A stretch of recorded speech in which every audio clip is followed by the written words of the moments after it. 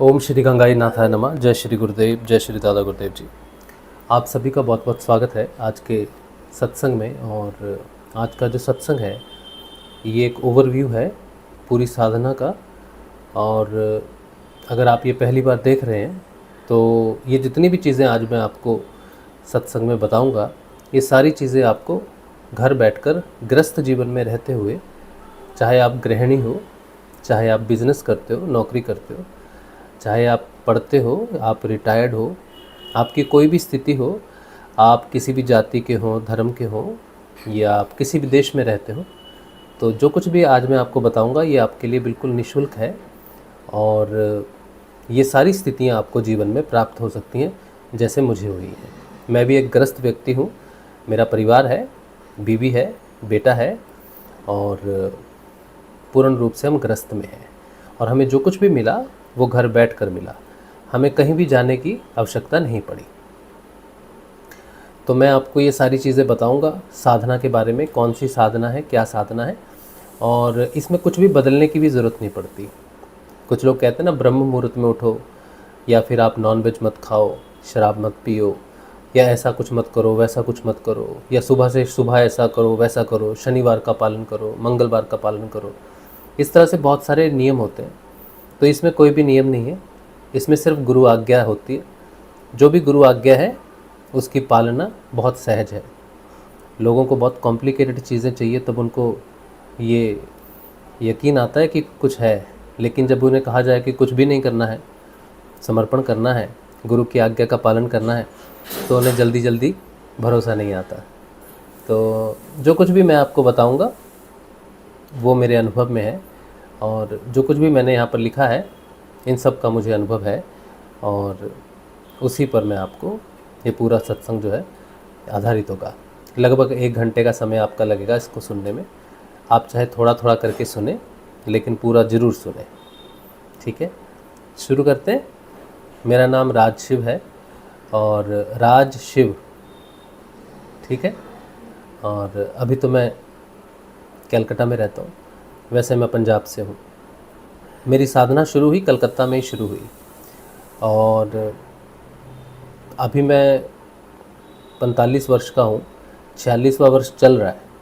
और मेरी साधना शुरू हुई आज से 11 साल पहले, और ध्यान वगैरह जो लगा, जो बदलाव आने शुरू हुए वो 2019 में हुए, जब मैं लगभग 39 साल के आसपास था। गृहस्थ जीवन में नौकरी करते समय ये सारे परिवर्तन आए। लेकिन आज की परिस्थिति ये है कि आज मैं सिर्फ सत्संग करता हूँ, और जितने भी लोग साधना करना चाहते हैं या साधना कर रहे हैं, मैं प्रयास करता हूँ कि उनके प्रश्नों का जवाब दे सकूँ और उन्हें साधना की सही जानकारी दे सकूँ। तो यही प्रयास है आपके लिए भी। अगर आप भी साधना करना चाहते हो और साधक हो, तो आपके लिए ये जो सत्संग होते हैं हमारे, रोज़ लगभग रोज़ ही होते हैं, ये आपके लिए बहुत लाभदायी होंगे। कुछ भी नहीं देना है आपको, कुछ भी लेना नहीं है, कुछ भी देना नहीं है। केवल आपका समय है, और आपकी जिज्ञासा है, और आपका आंतरिक सत्य है, जो आपको आपके प्रश्नों का हल देगा, ठीक है। चलिए, तो सबसे पहले शुरू करते हैं कि साधना क्या है।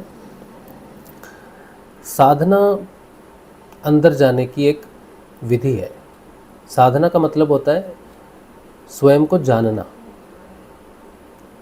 स्वयं को जानने का मतलब होता है कि जब हम पैदा होते हैं किसी घर में, किसी परिवार में पैदा होते हैं, तो हमें बाहर की दुनिया के बारे में शिक्षा दी जाती है। जिस धर्म में हम पैदा होते हैं उस धर्म में किसी न किसी को पूजने की विधि तो होती है, मान्यता होती है। हिंदुओं में कई प्रकार के देवी देवता होते हैं, भगवान होते हैं, तो उनको पूजने की अलग अलग विधियाँ बताई जाती हैं। मुस्लिम धर्म में भी हमें अल्लाह के प्रति सजग किया जाता है कि अल्लाह के प्रति जो है नाम जपो या फिर नमाज़ पढ़ो, इस तरह से। और ईसाई धर्म में भी चर्च जाते हैं और जीसस के प्रति श्रद्धा विश्वास रखते हैं। सिख धर्म में भी वाहे गुरु जी को ही भगवान मानते हैं, गुरु जी को ही भगवान मानते हैं, और गुरुद्वारे जाते हैं, और उन्हीं के प्रति हमारी निष्ठा रहती है, समर्पण रहता है। इस तरह से बौद्ध धर्म है, जैन धर्म है, और भी बहुत सारे धर्म हैं जो अपने अपने इष्ट को अपने अपने भगवान को, देवी देवता को, पूज्य को किसी न किसी प्रकार से पूजते हैं। हम इनकी लिखी हुई पुस्तकें पढ़ते हैं, जैसे हिंदू धर्म में गीता है, उपनिषद है, वेद हैं, बहुत सारे ऐसे स्क्रिप्चर्स हैं, धार्मिक पुस्तकें हैं जिनको हम पढ़ते हैं और भगवान को जानने का प्रयास करते हैं, और उनके माध्यम से हमें अपने जीवन में क्या करना चाहिए ये भी हम कोशिश करते हैं। एक सेकंड मुझे दीजिए, शायद थोड़ा डिस्टर्बेंस आ रहा है।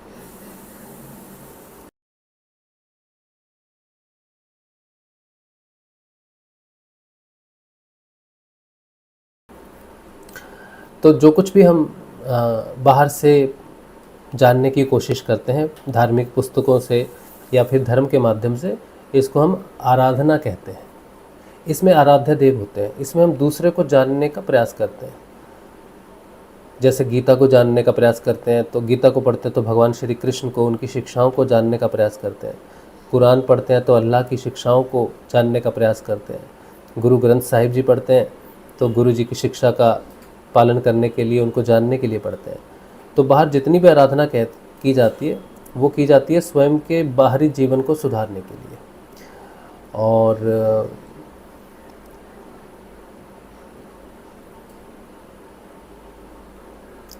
बाहरी जीवन को सुधारने के लिए। एक मिनट था।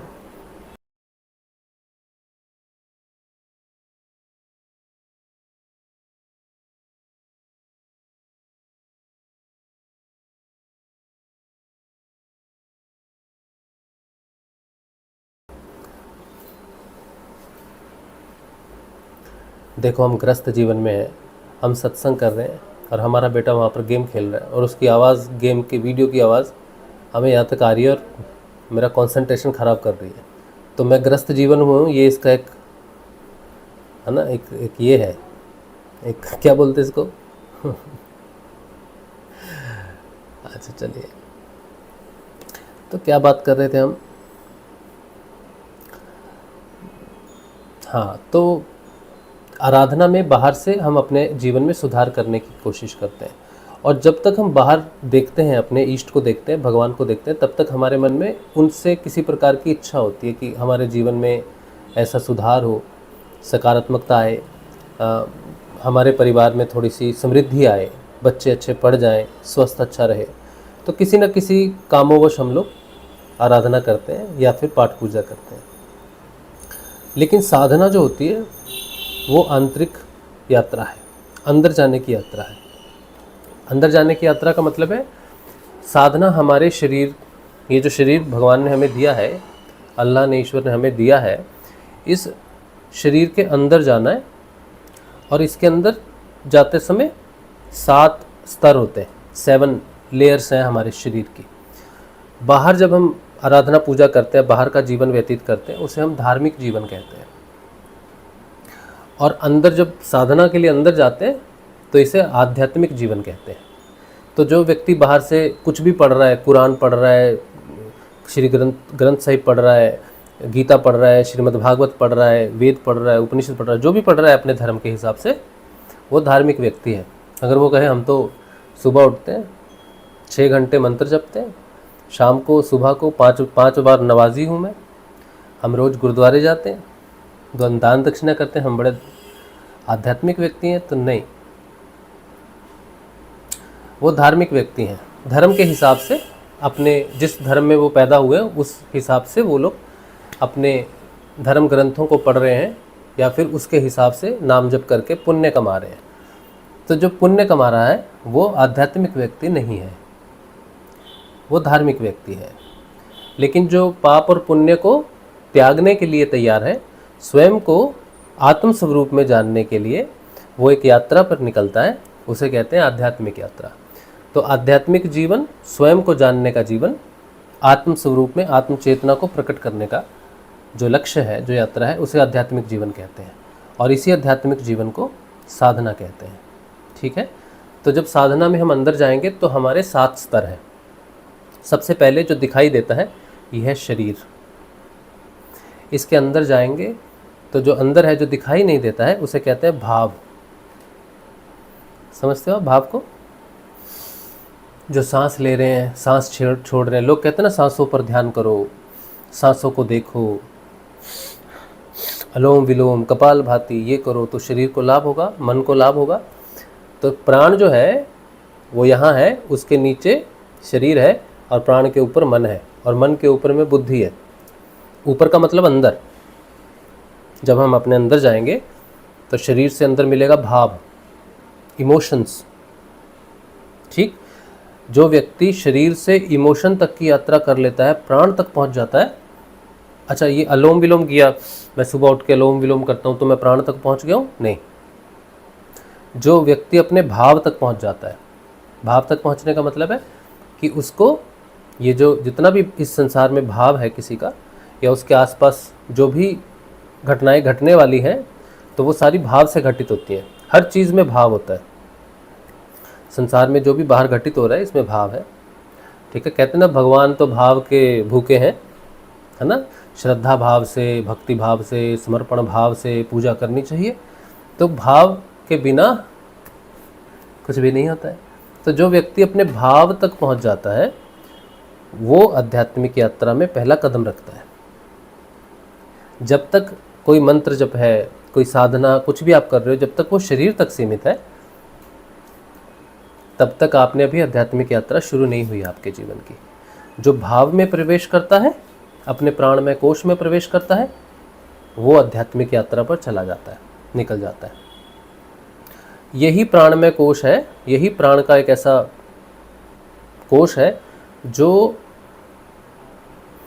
जैसे एक फ्लाइट ली आपने, फ्लाइट ली सीधी इंडिया से लंदन, सीधी फ्लाइट, कहीं रुक नहीं रही, वो सीधी जाएगी, बाईपास होगी।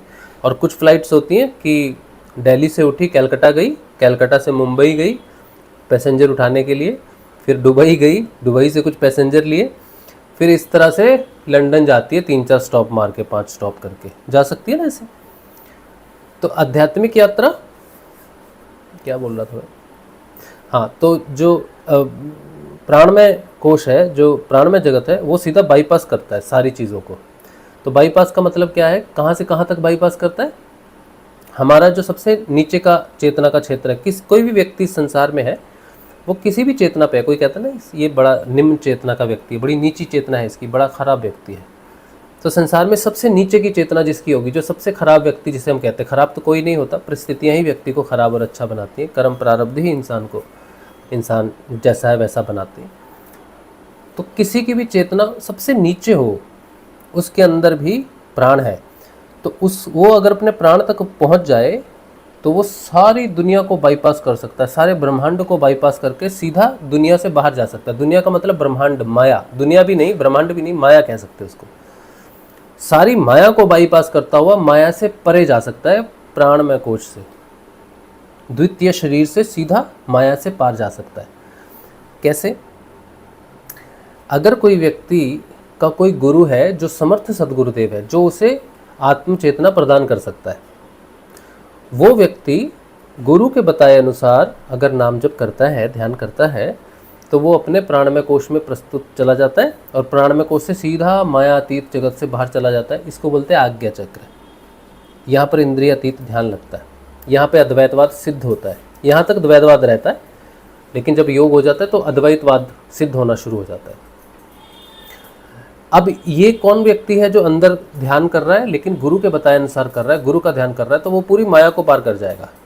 अब जो ये व्यक्ति माया को पार करेगा, इस व्यक्ति को जो गुरु के अधीन करेगा, समर्थ सदगुरुदेव के अधीन होगा, वो माया को पार कर गया, मतलब उसे किसी दिव्य दर्शन की आवश्यकता नहीं पड़ती। कहते हैं ना, मुझे ये दर्शन हुए, मुझे ये दिखा, मुझे वो दिखा, मुझे ध्यान में ऐसा ब्रह्मांड, ये लोग वो लोग, कुछ भी ज़रूरत नहीं है। वो एकदम से सबको पार करके इंद्रिय अतीत में चला जाता है, मतलब शून्य अवस्था में चला जाता है। उसे तुरीय अवस्था बोलते हैं, उसे चौथी अवस्था बोलते हैं, आत्म जागृति की अवस्था बोलते हैं, सत्य की अवस्था बोलते हैं। वहाँ पर माया नहीं है, प्रकृति है, माया नहीं है। समझे आप? तो जब कोई व्यक्ति ध्यान करता है तो उसके पास 2 ऑप्शंस है। पहला कि वो घर में बैठ के किसी का भी ध्यान कर रहा है। लोग कहते हैं शिव ही मेरे गुरु हैं, हम तो शून्य का ध्यान करते हैं, लाइट का ध्यान करते हैं, इसका उसका ध्यान, ऐसे ऐसे अलग अलग ध्यान करते हैं। ये व्यक्ति नहीं पहुंच पाते, कहीं भी नहीं पहुंच पाते। ध्यान कर रहे हैं, अंदर जाने का प्रयास कर रहे हैं, लेकिन अंदर इतना अंधकार है, इतना अंधकार, इतना भ्रम है कि पता भी नहीं है। आप माया से कैसे जीतोगे? माया ने इस पूरी संसार को अपने कब्जे में ले रखा है, इससे कोई मनुष्य जीत नहीं सकता। भगवान श्री हरि की गीता में भगवान कहते हैं कि अर्जुन, मैं सभी भूत प्राणियों के हृदय में स्थित हूँ, लेकिन अपनी माया से सभी को भ्रमित करके रखता हूँ। तो जो भगवान की माया है उससे कोई मनुष्य पार पालेगा, ये मनुष्य की भूल नहीं है। लेकिन फिर भी मनुष्य क्या करता है? कहता है मैं ध्यान करता हूँ बिना गुरु के।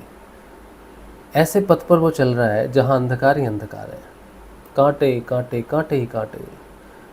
इतना अंधकार का रास्ता कोई नहीं है दुनिया में। कोई व्यक्ति संसार में कुछ भी बन सकता है, कुछ भी बन सकता है, कुछ भी कर सकता है, लेकिन अंदर जाने के लिए जो रास्ता है वो बहुत अंधकार है, उस पर चलना बिना गुरु के संभव नहीं है। तो स्वयं ध्यान नहीं करना चाहिए। शिव का ध्यान कर लिया, शिव को गुरु मान लिया। शिव को गुरु क्यों मानोगे आप? शिव तो गुरु नहीं है। कहते हैं कृष्ण जगत वंदे जगत गुरु, कुछ बोलते हैं कृष्ण भगवान के लिए कि जगत के गुरु है कृष्ण भगवान, नहीं है। कृष्ण को गुरु नहीं मान सकते आप, भगवान है। किसी देव को गुरु नहीं मान सकते, वो देवता है। काली माता को, दुर्गा माता को, लक्ष्मी माता को, सरस्वती माता को, गायत्री माता को गुरु मान लिया, नहीं मान सकते, नहीं मान सकते। शून्य को गुरु मान लिया, प्रकाश को गुरु मान लिया, नहीं मान सकते, वो नहीं है गुरु। तुम्हारे पिताजी कितने हैं? एक ही है। माताजी कितनी है? एक ही है। जिस माता के गर्भ से व्यक्ति जन्म लेता है, एक ही माता है ना, एक ही माता के गर्भ से जन्म लेता है। हाँ, उसकी जो मासी है, उसकी जो ताई है, उसका कोई दूसरी औरत है, उसको वो उनसे माँ मान लिया, तो उसने कहा मेरी 5 माएँ हैं, ठीक है, भाव से, धर्म से। लेकिन एक ही गर्भ से जन्म ले सकता है व्यक्ति, 2 गर्भ से कैसे जन्म लेगा? सैरोगेसी अलग चीज़ है भाई, ठीक है। गर्भ से तो जन्म तो एक ही गर्भ से लेगा ना। तो गुरु एक ही है, जो गुरु है वही गुरु है। किसी को तुमने गुरु मान लिया, तुम्हारे मानने से क्या होता है? तुम मिट्टी को सोना मान लो, पत्थर को सोना मान लो, मोती को सोना मान लो, और उसकी दुकान पे जाओ, सुनार की दुकान पे जाओ, मट्टी लेके जाओ, बोलो ये मैं तो इसे सोना मानता हूँ। कहते हैं मट्टी ही सोना है, कहते हैं ना माटी ही सोना है। तो सुनार की दुकान पे लेके जाओ, तो सुनार बोलेगा हाँ बहुत अच्छी बात है, खाओ सोना पहन लो, गले पे लगाओ, पूरे शरीर में मत लो, सोना ही तो है। तो आप कहोगे ये कैसी बात है? कोई मट्टी मलता है कि अपने शरीर में सोना समझ कर? तो तुम्हारे मानने से शिव गुरु नहीं हो जाएंगे। तुम्हें कितना ही प्रेम है, कितना भी है, कुछ भी है, वो नहीं है, गुरु नहीं है। तुम अल्लाह को मान लोगे, गुरु गुरु नहीं है अल्लाह। गुरु गुरु ही होता है। गुरु साधारण मनुष्य शरीर में ही आता है, शब्द स्वरूप में आता है। गुरु के 2 ही शरीर हैं, एक शब्द और एक जो भौतिक शरीर जो बनता है। जो गुरु भौतिक शरीर के साथ अपने आप को शब्द के स्वरूप में भी प्रकट कर सके, वही सच्चा गुरु है। जो गुरु कहता है कि मर गया गुरु, कोई लोग कहते हैं ना हमारे गुरु जी मर गए, ओहो अब क्या करें, तो वो गुरु थे नहीं, तुमने उन्हें गुरु बना रखा था, या वो गुरु बन के बैठे थे लेकिन गुरु थे नहीं। जो मर गया, शरीर के साथ मर गया, वो गुरु था नहीं, धोखा हो गया तुमको, ओहो बड़े दुख की बात है। कर्मों के फल ऐसे ही होता है, जैसा शिष्य होता है वैसे ही गुरु मिलता है उसको, समझे आप? जैसा गुरु होता है और जैसा शिष्य होता है, जैसे इसकी श्रद्धा विश्वास होता है, उसको गुरु भी वैसे ही बोलते हैं, झोलेबाज। असंख्य लोगों के गुरु हैं, सारे झोलेबाज, करोड़ों लोगों के गुरु हैं और पूरी श्रद्धा है उनकी, बहुत बड़े बड़े आश्रम भी, लेकिन झोलेबाज है। अब कोई कहे हम तो बड़े सच्चे हैं, नहीं, सच्चा व्यक्ति कभी झूठ झूठ को अनुसरण नहीं कर सकता। सच्चा व्यक्ति हमेशा उसके हृदय में होता है कि मुझे वो नहीं मिल रहा जो मुझे चाहिए, और उसको पता होता है कि मुझे वो नहीं मिल रहा, फिर भी हाँ गुरु जी गुरु जी गुरु जी, उसको नहीं मिल रहा फिर भी अपने आप को धोखा देता है। गुरु की वाणी में कुछ नहीं मिलता, गुरु शब्द स्वरूप में भी प्रकट नहीं होता। जबरदस्ती इंसान अपने आप को धोखा दे रहा है, इससे बड़ा अंधकार क्या हो सकता है। वो गुरु जो शरीर में रहे तब भी गुरु, और शरीर छोड़ने के बाद भी अनंत काल तक, जब तक समय रहेगा, जब तक शब्द रहेगा, तब तक वो रहेगा, वो है गुरु। और गुरु जो अंदर से मार्गदर्शन दे। लोग कहते हैं मेरे अंदर से एक आवाज़ उठी, तुम्हें आज ये करना है, तुम्हें आज आलू के पराठे बना के खाने हैं। अरे वाह, क्या आदेश है। आज तुम्हें जाना है पश्चिम दिशा में ही जाना है, ये क्या आदेश है। ये तुम्हारा मन है, गुरु नहीं है। अंदर से बोलता नहीं है गुरु, दिशा निर्देश अलग प्रकार से होते हैं। जो गुरु शिष्य के अंदर से दिशा निर्देश देता है वो किसी प्रकार का प्री प्लान नहीं देता। तुम निकल गए पथ पर, किसी भी पथ पर निकल गए, गुरु की इच्छा से ही निकले। गुरु को बताने की आवश्यकता नहीं होती आज ये करना है वो करना है, ये टाइम पास है।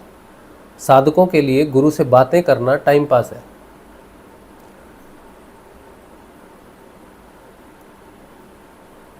गुरु ऐसे बात नहीं करते।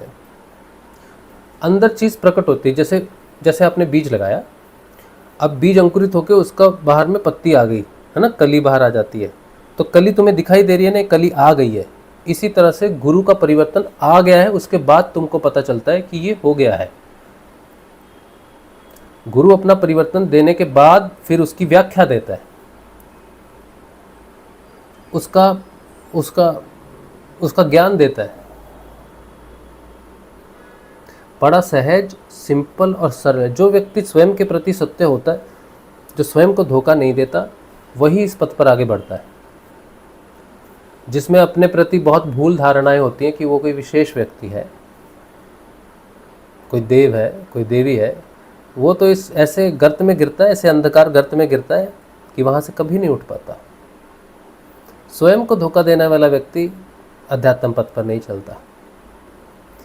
तुम्हारे शरीर में परिवर्तन होगा, तुम्हारे भाव में परिवर्तन होगा, तुम्हारे मन में परिवर्तन होगा, तुम्हारे विचारों में परिवर्तन होगा, तुम्हारी बुद्धि में प्रकाश होगा। तुम्हें सारे उत्तर अपने अंदर से मिलेंगे। सारे उत्तर तुमको अंदर से मिलेंगे। संसार में ऐसा कोई प्रश्न नहीं है जिसका उत्तर अंदर ना हो। चाहे तुमने पढ़ा है, नहीं पढ़ा है, तुम्हें जानकारी है, नहीं है, इससे कुछ फर्क नहीं पड़ता। ये सच्चा विज्ञान है, आंतरिक विज्ञान है। जो कहे मैं तो पूछता हूँ, मुझे तो नहीं मिलता, मिलेगा भी नहीं। क्यों नहीं मिलेगा? क्योंकि तुम नाम जप पर ध्यान नहीं कर रहे, तुम किसी विशेषता के पीछे भाग रहे हो। सरल व्यक्ति को ही सब कुछ मिलता है, विशेष व्यक्ति को नहीं मिलता कुछ भी। हम पिछले 5.5 वर्षों से सत्संग कर रहे हैं, ठीक है। हमने साधना शुरू की थी 2014 में।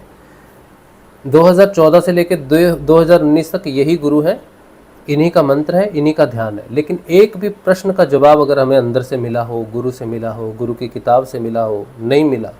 यही गुरु थे, यही वाणी है, यही तस्वीर है, यही नाम जप है, यही ध्यान है। एक भी प्रश्न का उत्तर नहीं मिला तो जो दूसरे गुरु भाई होते थे, जो पहले जुने, उनकी तरफ देखते थे, ये बता दे कुछ, ये कर दे कुछ, किसी किताब में मिल जाए कुछ। आज मुझे सब ध्यान में ये दिखा, क्या दिखा, पुस्तक कहाँ लिखा है, इंटरनेट पे खोज रहे, मुझे ध्यान में दिखा, मुझे ध्यान में पद्मासन लगा, मुझे ध्यान में ये हुआ, इंटरनेट पर खोज रहे सारे। ये क्या बात है? सब्र रखो। अगर आज पद्मासन लगाए तो 4 दिन 3-4 दिन सब्र रखो, उसका प्रभाव तुम्हारे शरीर पर पड़ेगा, तुम्हें पता चलेगा, सच्चा ज्ञान होगा तुमको।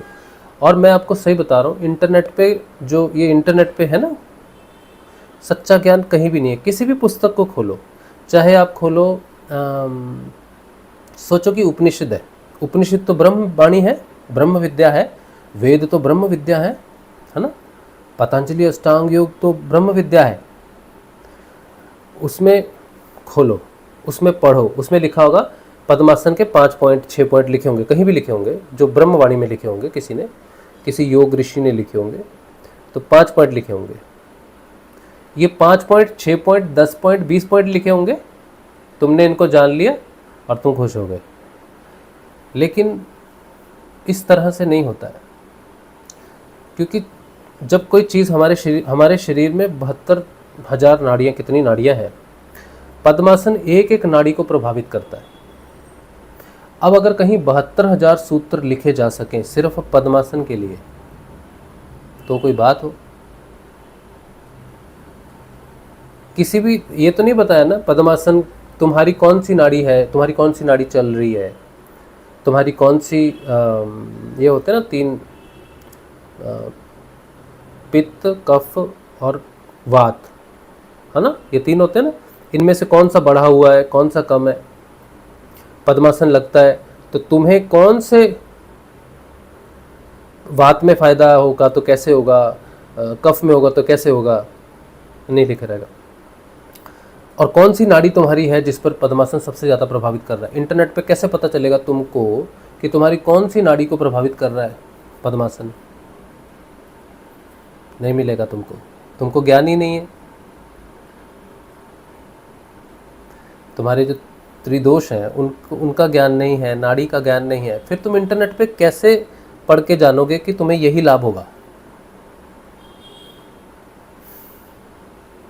तो तुम्हें धैर्य रखना आना चाहिए। एकदम से कुछ हुआ उसको थोड़ा समेटना सीखो। गुरु कहते हैं ना, पुराने गुरु कहते थे समेटना सीखो, रुकना सीखो, थोड़ा अपने साथ ठहरो, अपने अनुभवों को रोकना सीखो। अपने अनुभवों को रोकोगे, अपने प्रश्न को रोकोगे, तो तुम्हारे अंदर से तुम्हें उत्तर मिलेगा सही। उसके बाद बाहर से जो तुम्हें जहाँ भी सही लिखा होगा, तुम्हें अंदर का जो प्रकाश है ना, वो तुम्हें वहाँ लेके जाएगा जहाँ तुम्हारे प्रश्न का उत्तर है, जिसके पास तुम्हारे प्रश्न का उत्तर है विस्तृत रूप से। तुम्हारे अंदर पहले प्रश्न के उत्तर का बीज प्रकट हो जाएगा। अब उस बीज की व्याख्या कहीं बाहर मिल सकती है, लेकिन पहले बीज होना जरूरी है। तुम्हारे पास प्रश्न है लेकिन उत्तर का बीज नहीं है, और तुम किसी महाज्ञानी के पास चले जाते हो, तो तुमने अपना समय भी नष्ट किया और उसका भी किया, क्योंकि वो जो भी तुमको बताएगा तुम्हारे पल्ले नहीं आएगा, बिल्कुल नहीं आएगा। हम पिछले 5-6 वर्षों से लोगों के प्रश्नों के जवाब देते हैं। जब कोई व्यक्ति प्रश्न पूछता है पहला, हम जवाब देते हैं, या तो वो नहीं पूछता। अगर कोई व्यक्ति मुझसे 2 प्रश्न पूछे तो दूसरे प्रश्न पे मुझे पता चलता है कि इसकी चेतना का स्तर क्या है, इसको नहीं समझ में आ सकता कुछ, या आ सकता है या नहीं आ सकता है, पता चल जाता है दूसरे प्रश्न से। वैसे तो पहले प्रश्न को लिखा कैसे है, जैसे सोचो पहले प्रश्न में 10 शब्द लिखे हुए हैं, वो 10 शब्द कैसे लिखे हैं, या 10 शब्द को वो बोल कैसे रहा है, कहाँ पर वो सांस ले रहा है, किस शब्द को कितना लंबा खींच रहा है, किसको जल्दी बोल रहा है, प्रश्न पूछने की गति क्या है, आवाज़ की लय क्या है, सब कुछ काउंट हो जाता है, कैलकुलेशन हो जाता है, और उसकी पूरी चेतना का चित्र बन जाता है कि ये नहीं समझेगा और उसी से चित्र बन जाता है कि ये समझेगा, ये समझेगी। इसको मैं विस्तृत दे सकता हूँ, लेकिन जब भी कोई प्रश्न आता है हमारे पास, फिर भी हम उसकी विस्तृत व्याख्या देते हैं।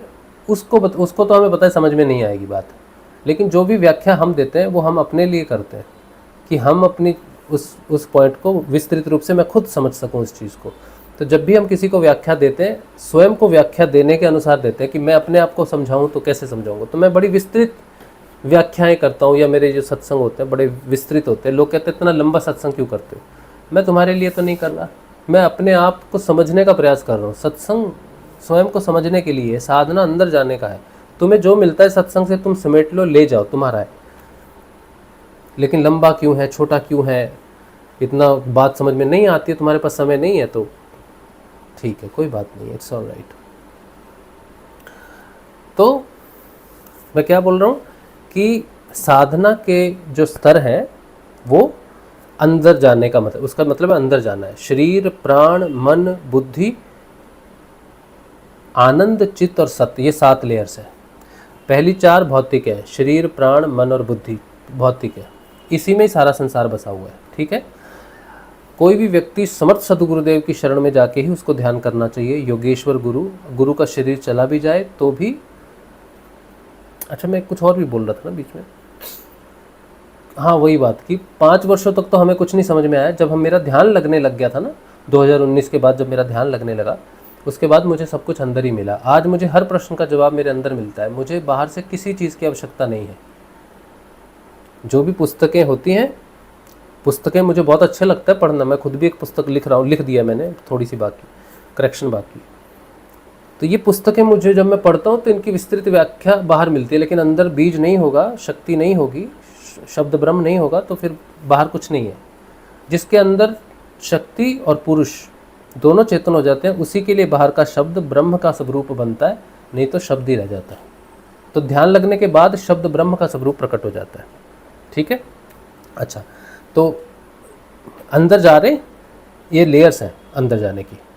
अब अंदर जाने की जब लेयर्स हैं, कहाँ पहुँचे, ये जो मैंने पीछे लिखा ना, जाप है ना, फिर अजपा जाप, फिर अनहदनाद, ऐसे फिर इधर आ जाता है इंद्रियातीत ध्यान, फिर समाधि, है ना।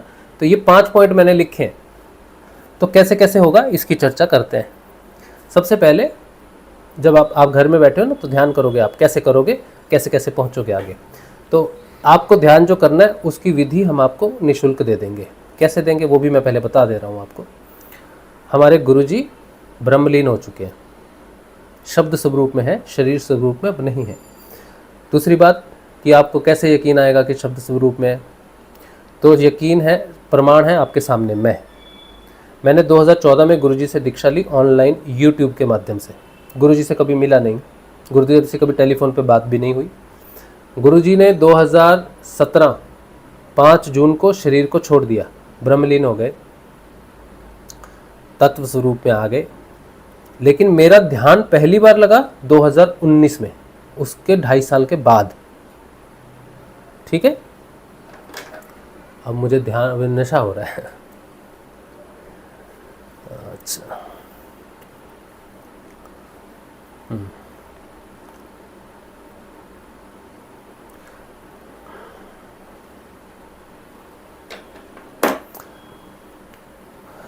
ध्यान लग रहा है हमारा। प्राण ऊपर उठते हैं ना जब, कई बार ऐसे जनरली सत्संग में ऐसा नहीं होता जनरली, लेकिन जब प्राण ऊपर उठते हैं तो एक नशा हो जाता है। आँखें भारी होती हैं और जी करता है बस ऐसे ही बैठ जाओ। लेकिन अभी तो हम नहीं बैठ सकते ऐसे, तो हम बोलेंगे, बात करेंगे, क्विकली बात करेंगे। हाँ, तो आपको गुरुदेव की जानकारी निःशुल्क मिल जाएगी हमसे। आपको हमें व्हाट्सएप करना है 8777211139 राज शिव। आपको हमें मैसेज करना, अपना नाम लिख देंगे, हम सेव कर लेंगे आपका नाम। आपको लिखना है कि राजश्री भाई हमें गुरुजी की जानकारी दीजिए, हम भी ध्यान करना चाहते हैं, हम भी ग्रस्त जीवन में रह के ध्यान करना चाहते हैं, तो आप हमें जानकारी दीजिए। तो हम आपको एक लिंक भेजेंगे। वो लिंक आपको इस वीडियो के डिस्क्रिप्शन के नीचे भी मिल जाएगा, वहाँ से भी ले सकते हो। अगर वहाँ नहीं भी मिलता है तो मुझे व्हाट्सएप कर देंगे, हम आपको सारी जानकारी निःशुल्क भेजेंगे। उस जानकारी में, उस लिंक से गुरुजी की दीक्षा का वीडियो है, वो देख लेना, उससे दीक्षा हो जाएगी। और कुछ भी नहीं करना है, ना लेना कुछ, ना देना कुछ, ना जाना कहीं, ना आना कहीं। तुम बिस्तर पर लेट के भी दीक्षा ले सकते हो, कुछ भी, किसी भी अवस्था में। इसमें कोई आसन, कोई दिशा मायने नहीं रखती, मायने रखता है आपका समर्पण। गुरुजी को नमस्कार करके, गुरुजी को प्रणाम करके, अगर बैठ नहीं सकते तो लेटे लेटे ही गुरुजी का तस्वीर का ध्यान करना। सिर्फ गुरुजी की तस्वीर अच्छे से देख लेना। तस्वीरें भी मैंने उस लिंक में दे रखी है, तस्वीर डाउनलोड कर लेना अपने फ़ोन पे। एक तस्वीर सामने आएगी और एक तस्वीर का लिंक भी आएगा, उस वहाँ से भी आप मोबाइल के आकार की फ़ोटो, दूसरी आकार की फ़ोटो, HD फ़ोटो डाउनलोड कर सकते हो ध्यान के लिए। गुरुजी का मंत्र आएगा, वो मंत्र सुन लेने से दीक्षा हो गई। फिर ध्यान करना सिर्फ 15 मिनट के लिए। ठीक है। ध्यान करना है 15 मिनट, खाली पेट, सुबह और शाम। और मंत्र जपना है हर समय, खाते पीते, लेटरिंग, बाथरूम, सब समय। महिलाएं 300 दिन जपेंगी, कोई दिन छोड़ना नहीं है कि पीरियड्स आ गए हैं नहीं करना है, अशुद्धि है, कोई अशुद्धि नहीं है। मन ही मन में नाम जपना है, होंठ और जीभ नहीं हिलने, माला का कोई सवाल नहीं।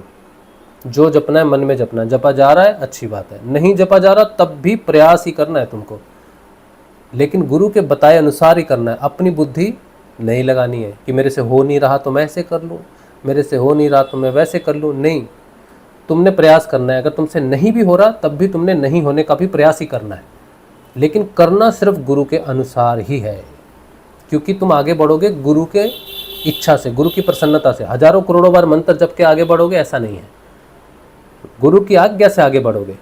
पूर्ण रूप से गुरु शिष्य परंपरा का योग है, इसे सिद्ध योग कहते हैं। ठीक है, भगवान शिव से शुरू होता है, भगवान राधा और कृष्ण का मंत्र है। अभी मैंने कहा था ना कोई भगवान गुरु नहीं होता, ये बात याद रखना। मंत्र भगवान का ही, नाम तो भगवान का ही दिया जाता है, लेकिन गुरु गुरु गुरु होता है। तो ध्यान गुरु का किया जाता है आज्ञा चक्र पर। यहाँ पर क्यों किया जाता है यहाँ पर ध्यान? क्योंकि ये इंद्रियातीत माया अतीत जगह है, और गुरु भी माया अतीत होता है, गुणातीत होता है, इसीलिए गुरु के चेहरे का ध्यान किया जाता है। जब हम आंखें बंद करेंगे और गुरु को यहाँ देखने का प्रयास करेंगे तो अंधकार ही दिखेगा, क्योंकि चमड़े की आंखें बंद होगी तो अंधकार ही दिखेगा। गुरु को देखने का प्रयास करना है, इसीलिए गुरु की तस्वीर को अच्छे से देख लेना। बस वो उनको वहाँ इमेजिन करना, वो टिकेगी नहीं तस्वीर, वो भागेगी इधर उधर, फिर विचार चले जाएंगे। आपको बस 15 मिनट प्रयास करना है गुरु को यहाँ लाने का, और उस मंत्र को मन ही मन जपते रहने का। यही ध्यान है। इसी ध्यान में किसी साधक की कुंडलिनी भी जागृत हो जाती है, उससे फिर क्रियाएं भी होती हैं। किसी को कोई रोग है, उसके हिसाब से उसको शरीर में क्रिया होगी अपने आप, ऐसे डरना नहीं। वो 15 मिनट होगी, 15 मिनट में बंद हो जाएगी। ठीक है। इसके अलावा साधना जब हम करते हैं तो बाहर की आराधनाओं को नमस्कार कर देना चाहिए। फिर बाहर की आराधना किसी कार्य नहीं होती। जो भी आपका देव इष्ट, जो भी आप साधनाएं कर रहे हो, सबको नमस्कार करके, उनका आशीर्वाद लेके, उनको धन्यवाद करके कि आपकी कृपा से हमें गुरु की प्राप्ति हुई, अब हम आंतरिक साधना में जाना चाहते हैं, हमें अपना आशीर्वाद और आज्ञा दें। अब बाहर की कोई भी साधना में आप निष्काम हो जाओ। घर में कोई पूजा पाठ होता है, स्त्रियों के लिए मुश्किल होता है ना, तो नहीं जी सुबह आरती क्यों नहीं करती, गुरु के पीछे पड़ी है, गुरु के पीछे पड़ा है, ऐसे ऐसे ताने सुनने पड़ते हैं साधक को। तो तुम्हारे घर में जिसकी आरती होती है, जिसकी वंदना होती है, पूजा होती है, उन सबको नमस्कार करो, आरती करो, जो भी अनुष्ठान है कर लो, लेकिन निष्काम भाव से, नमस्कार के भाव से। इच्छा और महत्वाकांक्षा का त्याग ही बाहर की आराधनाओं का त्याग है। किसी देव किसी देवी का त्याग नहीं करना पड़ता, किसी भी चीज़ का त्याग नहीं करना। तो हमारे शरीर में जो उस साधन आराधना के प्रति जो इच्छा होती है, मांग होती है, उसको निष्काम कर दो, फिर तुम्हारी साधना में बाधा नहीं होगा। ठीक है। तुम अपने घरों से देवताओं को निकाल दो, गुरु की तस्वीर अलग है, भगवान की तस्वीर अलग है, ऐसा भेद करो कि नहीं मिक्स हो जाएगा, तो ये तुम्हारी बुद्धि में सब कुछ भरा हुआ है। तुम हृदय से निष्काम हो जाओ, सब अपनी जगह ही है। ठीक है। तो ये गुरु की जानकारी हो गई। तो गुरु की निःशुल्क जानकारी आपको मिल गई। अब पहले आते हैं इस पे, जाप पे। तो जाप कैसे करना है? मन ही मन में जाप करना है। राधा कृष्ण का मंत्र गुरु जी देते हैं।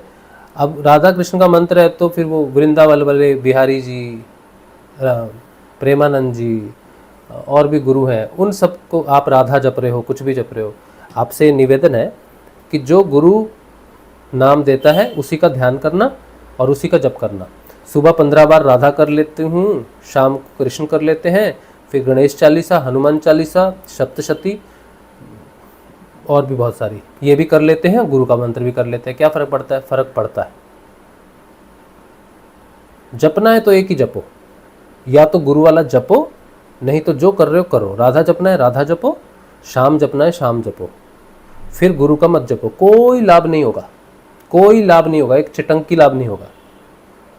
लेकिन जो सिर्फ गुरु का ध्यान और गुरु का जपेगा, बाकी सबके प्रति श्रद्धा समन रखेगा, नमस्कार भाव रखेगा, वही साधना में आगे बढ़ेगा। ये आपके लिए सबसे मुख्य पॉइंट है। इसी में मेरे 5 वर्ष बर्बाद हुए।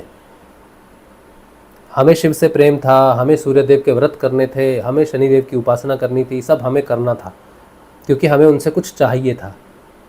इसीलिए हमें गुरु का कोई लाभ नहीं हुआ। जब हमने सबको नमस्कार किया, सबसे आज्ञा ली साधना करने की, और उसके बाद बैठ गए, सिर्फ गुरु का ही जपेंगे, जो भी करेंगे बस गुरु का करेंगे, मरे तो मरे, जिए तो जिए, इस भाव से साधना होती है। ठीक है। तो गुरु बताए अनुसार जाप करना। जाप से कुछ ही दिनों में तुमको अजपा जाप लग जाएगा। वो मंत्र जो है चेतन मंत्र है, उसके अंदर गुरु विराजमान है, शब्द चेतन शब्द है, कोई साधारण शब्द नहीं है कि जप रहे हो 10 माला 20 माला 30 माला 10 साल से जप रहे हो 20 साल से जप रहे हो, तो मतलब वो शब्द चेतन नहीं है। भगवान का कोई भी नाम हो, कृष्ण का हो, राधा का हो, किसी का भी हो, अगर तुम जप रहे हो पिछले 10 20 25 साल से जप रहे हो तो वो मंत्र चेतन नहीं है, तुम्हें आत्म जागृति नहीं देगा।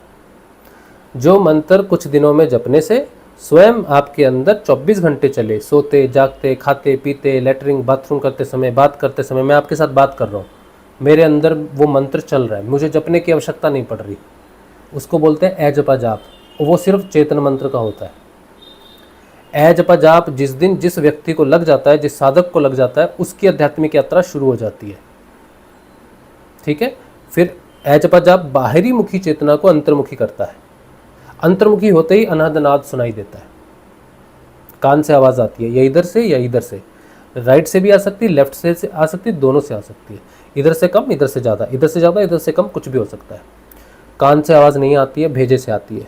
इस भेजे से भी नहीं आती, इसके अंदर एक प्राणमय शरीर है, उसके भेजे से आती है, नाड़ी तंत्र से आती है। अनाहत चक्र से अनहतनाद शुरू होता है। अब किसी को पहली अनहतनाद सुनाई दे रहा है तो वो सोचेगा कि मेरे को जाप करना है कि नहीं करना है, मेरे को अजपा जाप लगा है कि नहीं लगा है। अनहतनाद सिर्फ एक एक एक ध्यान की विधि को दर्शाता है, लेकिन अजपा जाप एक स्थिति है। मतलब अजपा जाप अगर शुरू हो जाता है तो आध्यात्मिक यात्रा शुरू हो जाती है, लेकिन अनहदनाद किसी को सुन रहा है तो उसकी आध्यात्मिक यात्रा शुरू नहीं भी हो सकती। अनहदनाद आध्यात्मिक यात्रा की शुरुआत की गारंटी नहीं है। किसी को भी अनहदनाद सुनाई दे सकता है, लेकिन गुरु द्वारा प्रदत्त चेतन मंत्र का जाप करने से जब अजपा जाप लगता है, वहां से आध्यात्मिक यात्रा शुरू होती है। और जिसको अजपा जाप लगता है वो अंत तक जाता है, मोक्ष तक।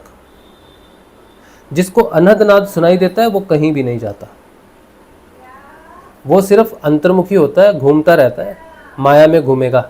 ध्यान करेगा तो कुछ सिद्धि हो जाएगा, कुछ हो जाएगा, कुछ स्पेशलिटी आ गई, वो पता नहीं, लेकिन उसको आत्म लाभ नहीं होता है, आध्यात्मिक लाभ नहीं होता है। कोई सिद्धि होना आध्यात्मिक लाभ नहीं है। ब्रह्मांड देखना, किसी ग्रहों को देखना, भूत भविष्य देखना आध्यात्मिक सिद्धि नहीं है, आध्यात्मिक लाभ नहीं है। आध्यात्मिक लाभ किंतु एक ही है, आत्म जागृति, और कोई भी आध्यात्मिक लाभ नहीं है।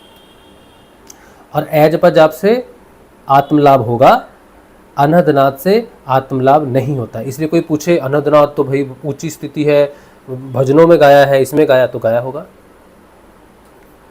अजपा जाप के बाद अनहदनाद प्रकट होता है। जिसका अनहदनाद अजपा जाप के बाद प्रकट होता है वो अनहदनाद कभी बंद नहीं होता। लेकिन जिसको अनहदनाद पहले आ गया, कुछ भी करके आ गया, कोई भी नाम जप रहा है, कोई साधना कर रहा है, अनुष्ठान कर रहा है, उसको अनहदनाद आ जाता है, वो अनहदनाद चला भी जाएगा। लेकिन अजपा जाप के बाद अनहदनाद जाता नहीं है।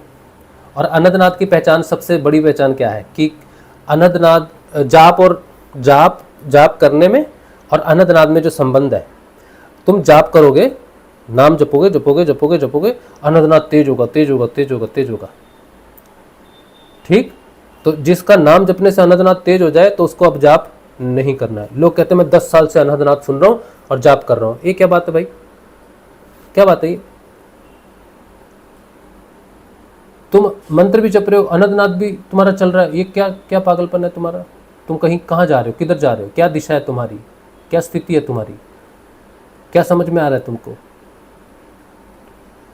तुम जाप करो, मैं ऐसे दिखा रहा हूँ, मैं माला की तरफ नहीं बता रहा हूँ, बस जाप का एक संकेत है ये। तुम जाप कर रहे हो, तुम्हारा अनहदनाद चल रहा है, तुम शाम को जाप करते हो, सुबह 12 माला जाप करते हो, अनहदनाद भी तुमको चल रहा है। ये कोई स्थिति नहीं है, इस व्यक्ति का कुछ नहीं हो सकता। जो व्यक्ति साइकिल चला के नदी तक पहुंचता है, अब नदी पार करने के लिए उसको कश्ती में बैठना है, बोट में।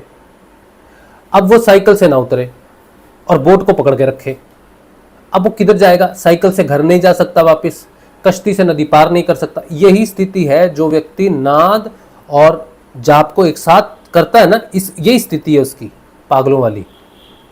साइकिल से नहीं उतर रहा। नालायक, नालायक ही कहूंगा मैं, क्या कहूंगा। तुम जितना जाप करोगे उतना अनंतनाद तेज हो रहा है। तो अनंतनाद का कहने का मतलब है बस कर मेरे बाप मेरी माँ, बस कर, हो गया जाप, अब मुझे सुन, अब सुन, अब शांत हो जा, जप लिया बहुत, हो गया, थैंक यू वेरी मच, पहुंच गया तू, अब सुन ले, शांत हो जा। लेकिन उसे बात समझ में नहीं आती, उसके 10,000 तर्क है। गुरुदेव ने कहा है कि मंत्र नहीं छोड़ना, मंत्र ही जपना, मंत्र ही जपना, मंत्र ही जपना। गुरुदेव ने पूरा क्या कहा है तुमने सुना कहां? आधी अधूरी बात सुन के, एक आधा वीडियो सुन के ज्ञान मारते हैं।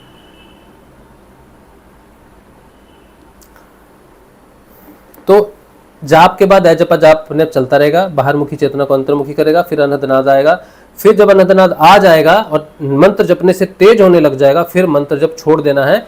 और सुबह और शाम ध्यान करते समय गुरु को पहले देखो, यहाँ आज्ञा चक्कर पर गुरु जी को नमस्कार करो, गुरु जी 15 मिनट के लिए ध्यान केंद्रित कर दो, गुरु जी की तस्वीर को देखो। मंत्र पहली बार जपना शुरू करोगे कि अनंतनाद की तरफ चेतना चली जाएगी। फिर पूरा समय तुमको नाद सुनना है, ना गुरु को यहाँ देखना है, ना मंत्र जपना है, नाद को ही सुनना है। क्यों? क्योंकि नाद एक योग है। किसका योग है? गुरु की तस्वीर का। गुरु के शब्द को जब मिला दिया जाता है तब वो बन जाता है नाद। नाद एक योग है, योग स्थिति है शब्द की और दृश्य की। तो गुरु जी क्या है? दृश्य है, और मंत्र क्या है? शब्द है। शब्द और दृश्य जब दोनों एक हो जाते हैं, लाइट और वॉइस दोनों जब एक हो जाते हैं, तब प्रकट होता है नाद। तो तुम नाद का ध्यान करोगे तो उसमें गुरु का ध्यान भी है, उसमें गुरु का मंत्र जप भी है। इसीलिए ध्यान में नाद पर पूरा कंसंट्रेट करना चाहिए। अब नाद पे कंसंट्रेट करने के 2 तरीके हैं। पहला तो हेडफोन लगा लो और अपना काम करो बैठ के। ये अनहदनाद का अनुसंधान नहीं है, ये इसको बोलते सुनना। इससे तुम्हें कोई लाभ नहीं होगा, उल्टा तकलीफ होगी, कान में खुजली होगी। नाद को सुनना नहीं है, नाद का अनुसंधान करना है। फिर तुम कान बंद करो थोड़ी देर के लिए चाहे, लेकिन पूरा ध्यान तुम्हारा उस शब्द उस स्वर पे होना चाहिए जो चल रहा है ना, उस पर होना चाहिए। कौन सा स्वर सुनना है? कोई भी सुन ले, कोई भी सुन लो, वो अपने आप शिफ्ट होता रहेगा। तुम किसी एक को सुनोगे, अपने आप इधर उधर भागता रहेगा वो, तो उसके साथ तुम भागते रहना। लेकिन जब तक तुम्हारा कान बंद है तब तक तुम्हारा पूरा ध्यान उस आवाज़ पर होना चाहिए। जैसे आवाज़ पर ध्यान केंद्रित करोगे, विचार आएंगे बहुत सारे, नींद आ सकती है, कुछ भी होगा, लेकिन तुम्हारा पूरा प्रयास होना चाहिए उसको सुनने का, मतलब अध्ययन करने का। कान बंद करके 10 घंटे लीड लगाई हुई है तुमने, हाँ आज तो मैंने बहुत सुना, कुछ नहीं सुना तुमने, बेकार समय नष्ट किया। तो अनंतनाद का अनुसंधान करना चाहिए। और अगर तुम्हारा कोई गुरु नहीं है और तुम्हें अनंतनाद सुनाई दे रहा है, तो सबसे पहले कार्य करना चाहिए कि जो मैंने इन्फॉर्मेशन दी है गुरु की, पहले गुरु बनाओ, फिर नाद का अनुसंधान करो। क्यों? क्योंकि जो व्यक्ति बिना गुरु के नाद का अनुसंधान करता है, नाद ब्रह्मांड में घूमता रहता है लेकिन लय नहीं होता। लेकिन जिसका गुरु होता है और जो गुरु बनाने के बाद नाद का अनुसंधान करता है, उसका लय विसर्जित हो जाता है ध्यान में। नाद के आगे क्या है? ये वाला, ये अनंतनाद। फिर इसके बाद आ जाएगा इंद्रियातीत ध्यान। तो क्या यार, इधर अनंतनाद से इंद्रियातीत ध्यान में कैसे जाओगे? गुरु के माध्यम से जाओगे। गुरु नहीं है तो यही घूमते रहोगे, इंद्रियों में घूमते रहोगे, माया में घूमते रहोगे। इसीलिए मैं बार बार बहुत जोर दे के ऊंची आवाज में एस्ट्रिक डाल के, कोमा डाल के बता रहा हूं, गुरु नहीं है तो अनंतनाद का कोई फायदा नहीं होगा। गुरु बनाओ, गुरु बनाओ, गुरु के बना समर्थ सदगुरुदेव योगेश्वर जो आत्मा को जागृति दे सके, उसको नमस्कार करके उसके ध्यान में बैठकर अनंतनाद सुनोगे तो हृदय चक्र में प्रवेश करो, हृदय में प्रवेश करोगे, हृदय द्वार खुलेगा, वहां आत्मा है, आत्मा जागृति होगी, सुषुम्ना नाड़ी में प्रवेश करोगे और इंद्रियातीत ध्यान में चले जाओगे। यहां पहुंच जाओगे नाद के माध्यम से। नाद एक वाहन है इस संसार माया संसार से माया अतीत संसार में जाने के लिए, लेकिन हृदय द्वार का खुलना जरूरी है। माया से माया अतीत में जाने के लिए हृदय द्वार खुलना जरूरी है। हृदय द्वार को खोलने वाला एकमात्र गुरु है। बिना गुरु के अनंतनाद हृदय द्वार को नहीं खोलेगा। ये बात समझ लो। देखो मैं कितना जोर देके समझाया। तो इसका मतलब क्या होगा कि मैं पिछले 5 वर्षों से लोगों को समझा रहा हूं, लेकिन उनको समझ में नहीं आती है बात। फिर से प्रश्न, फिर से प्रश्न, फिर से प्रश्न, फिर से प्रश्न, क्या करूं क्या करूं। और ऐसे ये चलता रहेगा जीवन भर। लोगों का एक ही प्रश्न आ गया, मुझे अनंतनाथ सुनाई देता, अब मुझे क्या करना चाहिए? और मैं इस चीज से परेशान नहीं हूं, क्योंकि वो नया नया बालक है, नया साधक है, वो पूछ सकता है कि मैं क्या करूं। लेकिन जिसको बता दिया गया है कि बेटा अनंतनाथ के बाद गुरु धारण होना जरूरी है, अगर गुरु नहीं है तो इसके बिना कुछ नहीं हो सकता है।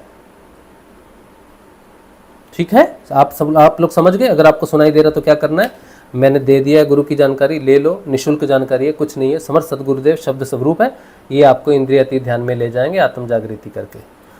अब जब इंद्रियातीत ध्यान लगता है, वो शून्य का ध्यान है। शून्य का ध्यान मतलब क्या है कि तुम जाओगे, जाते जाते पता चलेगा गए कहीं, फिर आ जाओगे तो पता चलेगा कहीं से आए हैं। कहाँ गए हैं? माया से अतीत है, इसलिए पता नहीं चलता। ठीक है, उसको तुरीयावस्था बोलते हैं। वहां पर आत्मा और परमात्मा का योग होता है, और वहीं पर ही होता है परिवर्तन वृत्तियों का। तमोगुण रजोगुण में बदलता है, रजोगुण सतोगुण में बदलता है, और सतोगुण भी गुणातीत में परिवर्तित हो जाता है। व्यक्ति पूर्ण रूप से मुक्त हो जाता है, इसी को कहते हैं मुक्ति। यही इंद्रियातीत ध्यान धीरे धीरे गहरा होता है। यही इंद्रियातीत जब धीरे धीरे गहरा होता है तो फिर आसन में लगना शुरू होता है। पहले तो इंद्रियातीत ध्यान सहज अवस्था, बैठे बैठे लेटे लेटे लग जाएगा सहज अवस्था में। फिर थोड़ा सा तुम डेवलप होगे, थोड़ी नाड़ियाँ खुल जाएंगी, फिर आसन लगेगा, फिर आसन में क्रियाएं रहेंगी, फिर जब वो क्रिया के माध्यम से वो आसन की जितनी भी नाड़ियाँ होती है वो सारी खुल जाएंगी, फिर लगेगा इंद्रियातीत ध्यान आसन में। पद्मासन में इंद्रियातीत ध्यान लगेगा, वज्रासन में लग सकता है, शवासन में लग सकता है। इस तरह से अलग अलग आसनों में फिर इंद्रियातीत ध्यान लगेगा, और हर आसन के हिसाब से अलग अलग नाड़ियों को खोला जाएगा ध्यान के माध्यम से। जब सारी नाड़ियाँ खुल जाएंगी, ठीक है, फिर लगेगा, फिर वो ध्यान हो जाएगा गहरा, 4 घंटे 6 घंटे का ऐसे। और बस सोचना, अरे घर वाले क्या बोलेंगे? जब तक तुम उस स्थिति में नहीं पहुंचते तब तक कुछ नहीं होगा। चिंता मत करो। जो ये सोचता है ना, अरे मैं तो फंस जाऊंगी, तो तुम चिंता मत करना। जब तक तुमको ये फंसने वाली चिंता है ना, तब तक तुम्हारा ध्यान नहीं लगेगा। जिस दिन तुम्हारे सारी आजू बाजू की चीजें स्थिर समझ में आ जाएंगी, मतलब सब कुछ सेटल हो जाएगा, उस दिन तुम रात को 10 बजे तो सोते हैं ना सारे, है ना बेटा, सोते हैं ना?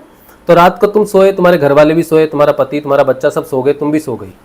तुम सो गई हो और सुबह उठोगी तुम 6 बजे, 8 बजे या 7 बजे, 5 बजे। तो 10 बजे से लेके 6 बजे तक दुनिया समझ रही है तुम सो रहे हो। तुम समझ रही हो कि तुम सो रही हो, लेकिन तुम गहरे ध्यान में थी। अब बताओ किसको तकलीफ होगी तुम्हारे ध्यान से? किसी को पता ही नहीं है, तुमको खुद भी पता नहीं है, तुम्हारा काम हो जाएगा। इसीलिए गुरु पर कोई शक मत करो। गुरु के बड़े तरीके, वो नींद में तुम्हें लग रहा तुम सो रहे हो, लेकिन तुम्हें गहरी समाधि में सुबह उठोगे आराम से, सबको लगेगा सो के उठे हो, लेकिन तुम्हारा परिवर्तन हो जाएगा। कोई तुम पर गुस्सा भी करेगा, तुम्हारे पहले शब्द से उसका गुस्सा शांत हो जाएगा। तुम्हारे हाव से, तुम्हारे भाव से, तुम्हारी दृष्टि से, तुम्हारे शब्द से सबके हृदय परिवर्तन होने शुरू हो जाएंगे, तुम्हारे बिना किसी प्रयास के। सब कुछ सहज भाव में, सब कुछ सिर्फ और सिर्फ सुंदर, स्थिर और सकारात्मक होने लग जाएगा तुम्हारे बिना किसी प्रयास से। ये है आध्यात्मिकता। कुछ नहीं तुम्हें डरने की जरूरत है। जो ईश्वर इस संसार को चला रहा है, सूर्य को उठा रहा है, चंद्र को उठा रहा है, पृथ्वी को घुमा रहा है, वो तुम्हें भी बड़ी सहजता से ले जाएगा। इसे कहते हैं सिद्ध योग, गुरु को समर्पण करके चलना वाला योग। ये गुरु शिष्य परंपरा में होता है, इसमें तुम्हारा कोई योगदान नहीं है सिवाय समर्पण के। अब तुम घर में बैठे हो, सिर्फ तुमको मन ही मन नाम जपना है। आटा गूंद रही हो, कौन रोक सकता है? कोई माला लेके तो बैठी नहीं, काम में तो कोई बाधा नहीं है। झाड़ू लगा रही हो, पोछा लगा रही हो, मैं तो लैट्रिन बाथरूम साफ करता हूँ घर के अपने तो उस समय भी मंत्र जप करता हूँ मैं। तो कौन रोकने वाला है? मेरे को तो माला नहीं पकड़ना है, मेरा तो मन है।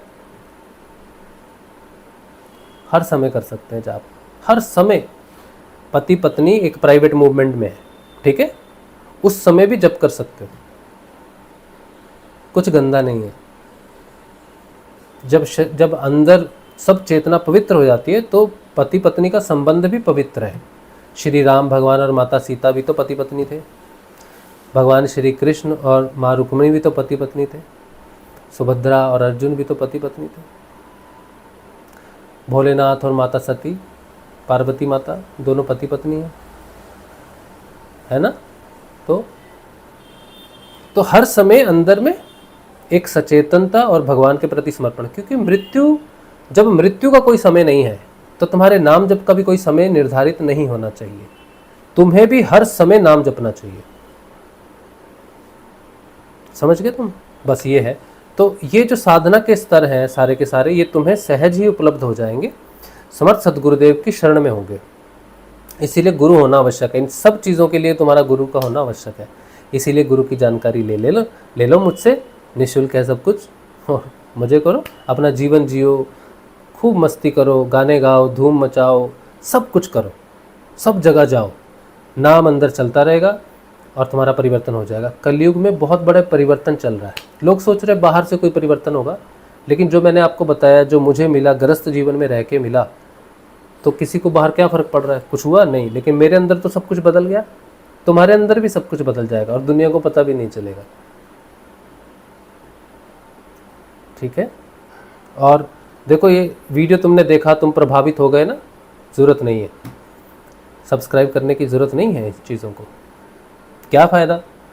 एक बार देखा, समझा, समझ लिया, बड़े उत्साहित हो के हाँ यही करेंगे, सब्सक्राइब कर लिया, उससे बड़ी तकलीफ़ होती है। हम सोचते हैं लोग आएंगे, आगे बात सुनेंगे, नहीं आते, क्योंकि उनका खेल ख़त्म, मज़ा ख़त्म हो जाता है। साधना को समझने के लिए एक दिन एक सेशन काफ़ी नहीं होता, एक सत्संग काफ़ी नहीं होता। और सत्संग सुनने से कोई परिवर्तन नहीं आता, परिवर्तन आता है नाम जपने से। तो तुम्हें 4, 5, 6, 10, 20 सत्संग लगातार सुनने पड़ेंगे। हमारा एक व्हाट्सएप ग्रुप है, जो साधना करता है, जो नाम जप करता है, उसके हज़ारों प्रश्न होते हैं। तो उसके लिए ऐसा मैंने ग्रुप बनाया है जिसमें आप अपना प्रश्न पूछ सकते हो, और दूसरे भी हैं अपना प्रश्न पूछते हैं, उनके प्रश्न के माध्यम से तुम्हारा उत्तर मिलता है। तो साधना की शुरुआती जानकारी के लिए थोड़ा कांटेक्ट में रहना, या गुरु के शब्द को सुनना, गुरु के वीडियोस को सुनना, गुरु की पुस्तकों को पढ़ना अनिवार्य होता है बेटा। ठीक है? तो हम प्रयास करते हैं कि जो ये सत्संग देख सके और कोई प्रश्न हो तो पूछे, तो उसे सही दिशा मिले।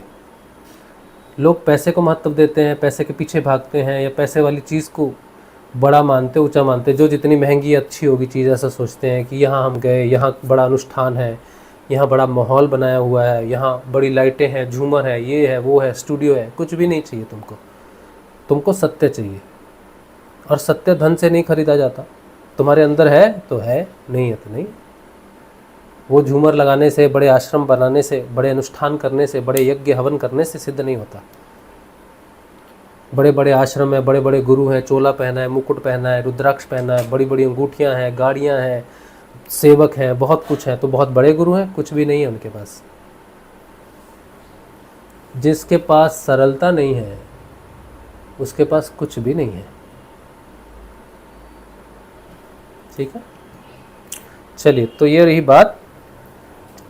अब प्रश्न उत्तर।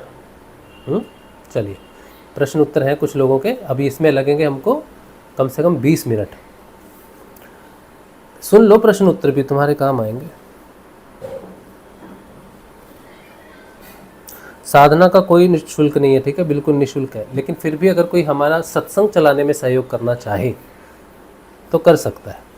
ठीक है? क्योंकि सत्संग सहयोग से चलता है, लोगों के किए हुए दान से चलता है।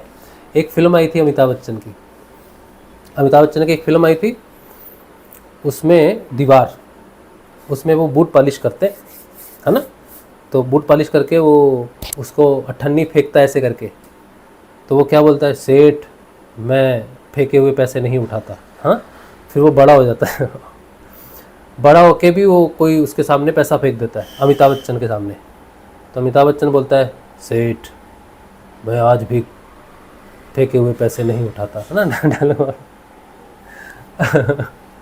लेकिन हमारे साथ उल्टा है।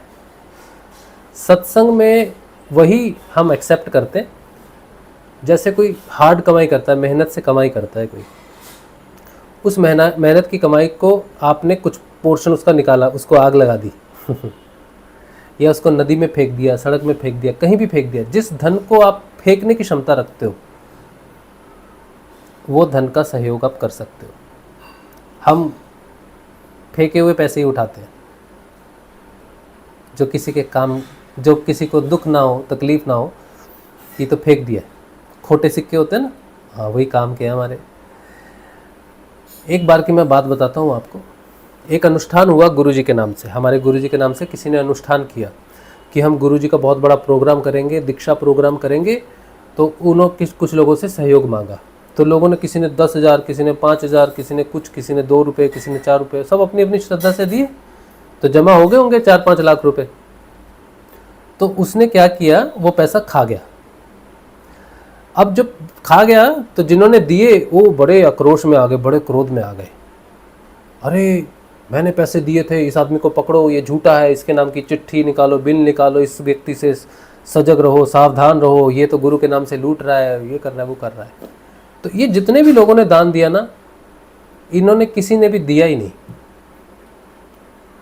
किसी ने भी दिया ही नहीं, सभी ने अपने पास ही रख लिया। सिर्फ वो नोट होते हैं, कागज का टुकड़ा दिया, लेकिन जो उसकी वैल्यू है 2 रुपये, 4 रुपये, 20 रुपये, 100 रुपये, वो नहीं दिए, वो अपने पास ही रख लिए।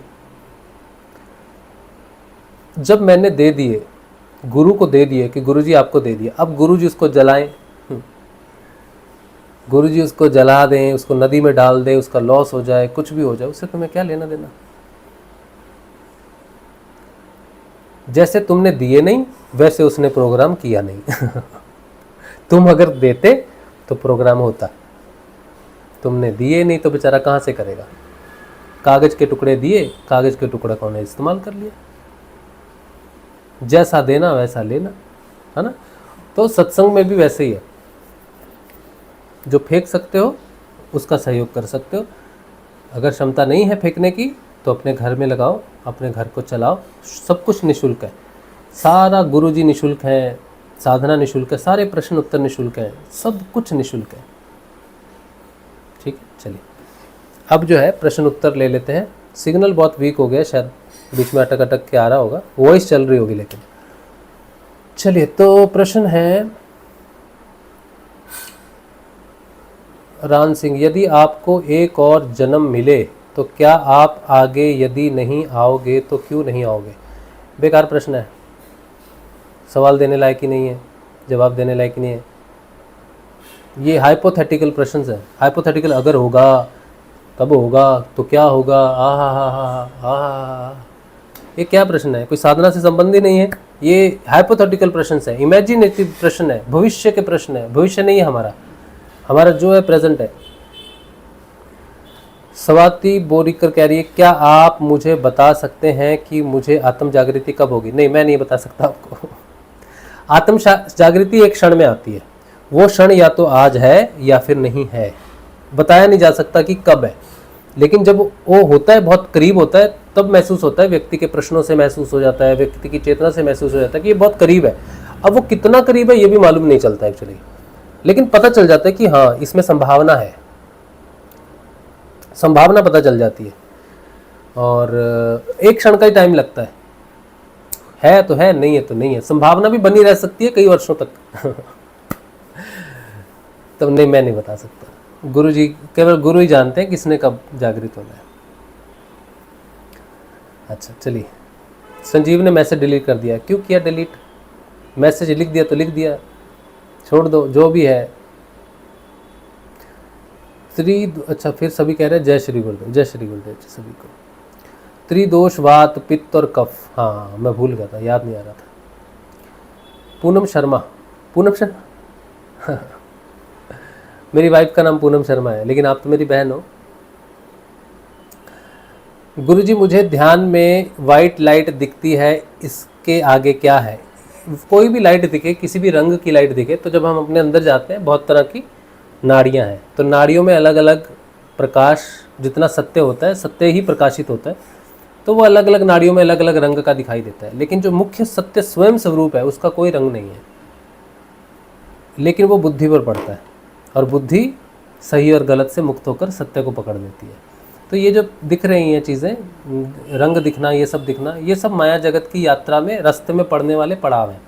आप एक जगह से दूसरी जगह जाती हो तो रास्ते में चाय, बिस्कुट, ये सब दुकान रहती है ना, लेकिन वो मंजिल नहीं होती, वो सिर्फ टाइम पास, चाय पानी पी लिए, हाँ हम आगे बढ़ रहे हैं, कुछ है, बस इतना ही है, इससे ज़्यादा कुछ नहीं सोचना। संजय शर्मा, जय श्री गुरुदेव, दादा गुरुदेव। साधना में घटना घटे बिना कुछ भी समझ नहीं आएगा। हाँ, साधना साक्षात्कार का विषय है। जब तक तुम्हारे अंदर घटना नहीं घटेगी तब तक तुम्हें समझ नहीं आएगा। ये जो सत्संग है, ये जो पुस्तकें होती हैं, ये हमें सिर्फ ट्रैक बनाए रखने के लिए, कि हम भटक ना जाए, कि हमें ये जो हो रहा है, ये जो चीज़ें हो रही हैं, ये सही है या माया का भ्रम है, क्योंकि माया बहुत भ्रमाती है। तो सत्संग आपको भ्रमित होने से बचाता है, पुस्तकें आपको भ्रमित होने से बचाती हैं, अगर पुस्तकें सही हैं तो सही पुस्तकें कौन सी हैं? जो ब्रह्म विद्या से लिखी हुई हैं, जो उपनिषद है, गुरु भगवान की वाणी है, श्रीमद् भागवत गीता है, उपनिषद वेद है, श्री गुरु ग्रंथ साहिब जी हैं। तो ये सारी चीज़ें ब्रह्मवाणी है, ये आपको कभी भ्रमित नहीं होने देंगे, ये आपको हमेशा सच्ची दिशा दिखाएंगे। या जो भी आपका धर्म ग्रंथ है जो सत्य की तरफ बढ़ रहा है, जिसमें सत्य को महानता दी गई है, सत्य को श्रेष्ठ माना गया है, उसी ग्रंथ को पढ़ना चाहिए। दी सन ऑफ द ट्रेजस मास्टर, इनकी आइडिया। जय श्री गुरुदेव जी। राशि भाई, मैं भी पहले 5 साल तक गुरु की तलाश करती रही, क्योंकि जिसको भी गुरु मानने को दिल करता पता चलता वो तो शरीर में नहीं है। फिर कुछ यूट्यूब से सुना कि गुरु शरीर में ही होना चाहिए, लेकिन उस बात को कोई डिटेल नहीं देता कि क्यों। फिर गुरुदेव से जुड़े तो उन्होंने बिना शरीर के ही दीक्षा दी, वो भी 1 साल पहले। हाँ, यही तो बात है कि गुरु शरीर नहीं है, गुरु शब्द। जो गुरु शरीर के बाद शब्द स्वरूप हो जाए, शरीर में रहता भी शब्द स्वरूप और उसके बाद भी शब्द स्वरूप रहे, वही सच्चा गुरु होता है। जैसे गुरु ग्रंथ साहिब जी, गुरु गोविंद सिंह जी ने कहा अपने शिष्यों से कि बेटा, इसके बाद कोई शरीर रूपी गुरु नहीं आएगा, गुरु मान्यो ग्रंथ। गुरु गोविंद सिंह जी ने कहा गुरु मान्यो ग्रंथ। ग्रंथ मतलब जो हमारी वाणी है, गुरुओं की जो वाणी है, उसे ही तुम गुरु मानना। आज के बाद तुम्हारा गुरु शब्द है।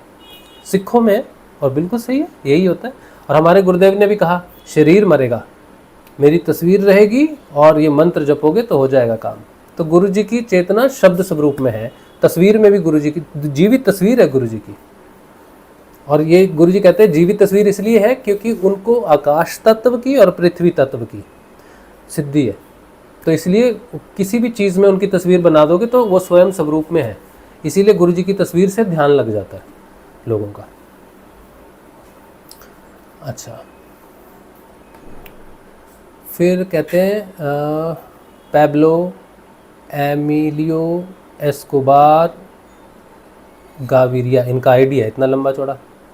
ध्यान में कहाँ देखना है? ध्यान में आज्ञा चक्र पर आंखें बंद करके गुरु को देखना है। द सन ऑफ द, दिखेंगे नहीं, अंधेरा ही दिखेगा, तुमको प्रयास करते रहना गुरु को देखने का। द सन ऑफ ट्रेजस मास्टर, अच्छा ये तो हो गया ना, हाँ हो गया। अच्छा, फिर आगे पैब्लो फिर पूछ रहे हैं, मंत्र जाप हर समय करता हूँ और पूरा गोल है, चक्र पता नहीं, हार्ट या ऊपर पहुँचा हूँ। गुरु शिव जी है, मन बहुत करता है ध्यान करने का, बट समझ नहीं आता। आंखें खुलती हैं साइड से, आईज खुल जाती हैं थोड़ी सी, थर्ड आई पे फोकस करके। मैंने तो पाब्लो अभी कहा आपको कि गुरु शिव जी गुरु नहीं है तुम्हारे, गुरु तुमने मान लिए हैं, लेकिन वो गुरु का काम नहीं कर सकते। वो क्या करेंगे? तुमको गुरु की तरफ ले जाएंगे। जैसे तुम अभी ये जानकारी जो ले रहे हो ना, ये शिव भगवान ने ही तुमको कहा है कि बेटा मुझे गुरु नहीं मान सकते तुम, मुझे आत्म स्वरूप में प्राप्त करो, मैं तुम्हारी आत्मा हूँ और मुझे जगाने वाला मेरा स्वरूप होगा गुरु। तो जाओ गुरु के पास जाओ। तो तुम यहाँ आए हो तो शिव ने तुम्हें ऐसे गुरु के पास भेजा है। मैं गुरु नहीं हूँ, मैं शिष्य हूँ।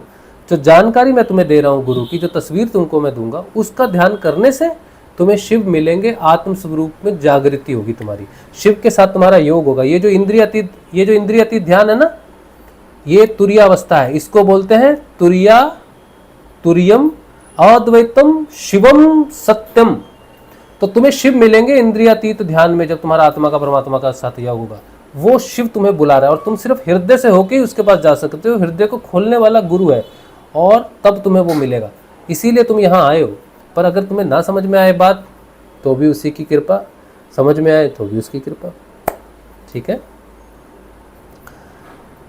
एनिमेशन स्टोरी एट, ये इनका आईडी है। भाई जो अनुभव होता है ज्ञान में या सत्य है कि मन की कल्पना? जो घटना जीवन में घटित हो जाए, मतलब जो अंदर प्रकट हो और तुम्हारे जीवन में परिवर्तन सिद्ध हो जाए, प्रकट हो जाए, चाय बनाई, पानी गर्म करने के लिए रखा, चाय पत्ती डाली, सब कुछ डाला, चाय बन गई तो सही है। चाय पत्ती डाली है, सब डाली, चाय नहीं बन रही तो मन की कल्पना है। जो चीज प्रत्यक्ष प्रमाण ना दे, जीवन में घटित ना हो, वो सारा का सारा कल्पना का विषय है, उसमें कुछ भी सत्य नहीं है। आज्ञाकारी संजीव कह रहे हैं उत्तर मिल गया था तभी प्रश्न डिलीट किया। तो प्रश्न क्या था वो तो मुझे जानना था। तो आज्ञाकारी संजीव, मुझ पर तमोगुण कुछ दिनों से बहुत प्रभावित हो रहा है, इस स्थिति में कैसे बाहर निकलूं? नाम जप ही करना है और तमोगुण का साक्षात्कार ही करना है कि ये है। उस समय नाम ही जपना होगा, गुरु को बुरा ना होगा। बाहर निकलने का तुम्हारे पास कोई तरीका ही नहीं है नाम जपो गुरु के सिवाय। गुरु ने खुद ही भेजा कि जाओ कीचड़ का साक्षात्कार करो, तो तुम कीचड़ में हो, कीचड़ से बाहर कैसे निकलूं? जिसने साक्षात्कार करवाया, साक्षात्कार हो जाएगा, शांत हो जाओगे, डरोगे नहीं। जो भी है उससे डरो मत, उस तमोगुण से डरो मत, बस उसका देखो कि हाँ है तो है। गुरु का नाम जपो, कोई प्रयास मत करो, अपने आप बाहर आ जाओगे। जैसे ही साक्षात्कार पूरा हो जाएगा बाहर आ जाओगे। प्रयास करोगे तो जितना जोर लगाओगे, दलदल होता है ना, दलदल में जितना जोर लगाते हो उतना फंसता है। तो साधना में कुछ भी प्रयास नहीं करना है, एक्सेप्ट करना है कि हाँ है तो है तो है, बस। एनिमेशन स्टोरी ऐड कह रहे हैं क्या समाधि को ही आत्मज्ञान कहते हैं बाबा जी? अरे बाबा जी कहीं लिखा है? मेरे इधर नाम मेरा दिख रहा है, बाबा जी वाला कोई स्टाइल दिखा तुम्हें? हैं? दिल तोड़ दिया यार, मैं नहीं देता जवाब, जाओ, मुझे नाराज़ कर दिया तुमने। बाबा जी भाई कह लो, शिष्य जी कह लो, हाँ शिष्य जी कह सकते हो। बाबा जी कह के हम अपना अपमान करते हैं खुद का। एक दिन तुम्हें भी आत्मज्ञान होगा तो तुम बाबा जी बन जाओगे। हर साधारण व्यक्ति को आत्मज्ञान होगा, एक छोटे बच्चे को ज्ञान हो जाएगा आत्मा का, उसका ध्यान लग जाएगा तो वो बाबा जी हो जाएगा।